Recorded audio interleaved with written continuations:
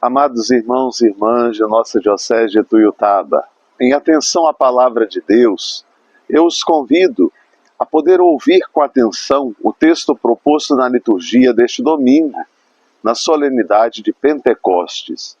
É o texto do Evangelho de João, capítulo 20, versículos de 19 a 23. Ao entardecer daquele dia, o primeiro da semana, os discípulos estavam reunidos com as portas trancadas por medo dos judeus. Jesus entrou e pôs-se no meio deles. Disse: "A paz esteja convosco." Dito isso, mostrou-lhes as mãos e o seu lado. Os discípulos então se alegraram por ver o Senhor. Jesus disse de novo: "A paz esteja convosco. Como o Pai me enviou, eu também vos envio." Dito isso, soprou sobre eles e falou: "Recebei o Espírito Santo. A quem perdoardes os pecados, lhes serão perdoados. A quem os retiverdes, lhes serão retidos." Esta é palavra de salvação, palavra que ilumina a nossa vida neste dia de Pentecostes. Gostaria de chamar a atenção, a partir do texto do Evangelho de João que nós acabamos de ouvir, sobre dois aspectos. O primeiro deles é a realidade vivida pelos discípulos naquele momento.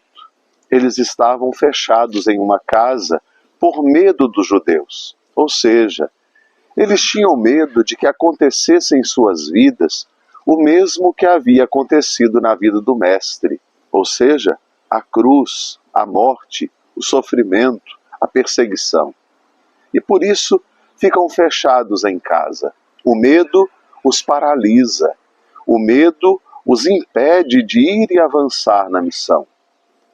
Jesus se apresenta a eles neste contexto, num contexto de medo, num contexto de paralisia, num contexto de fechamento em uma casa.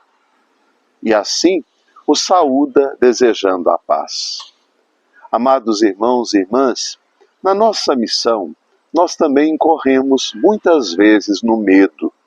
E por causa do medo da perseguição, das críticas, das dificuldades que podemos enfrentar no caminho, nos sentimos paralisados, ou então nos paralisamos, nos deixamos paralisar pelo medo. A palavra do Cristo é, de fato, a palavra que nos ilumina e fortalece, para que, rompendo o medo, possamos avançar na missão.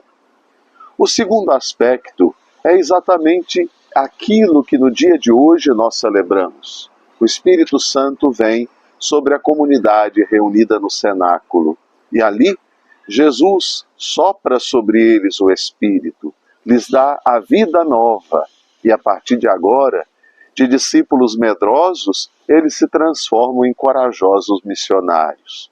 O Espírito Santo impulsiona os discípulos para que eles possam ir em missão. É o Espírito de Deus que vem também sobre nós, sobre nossas comunidades.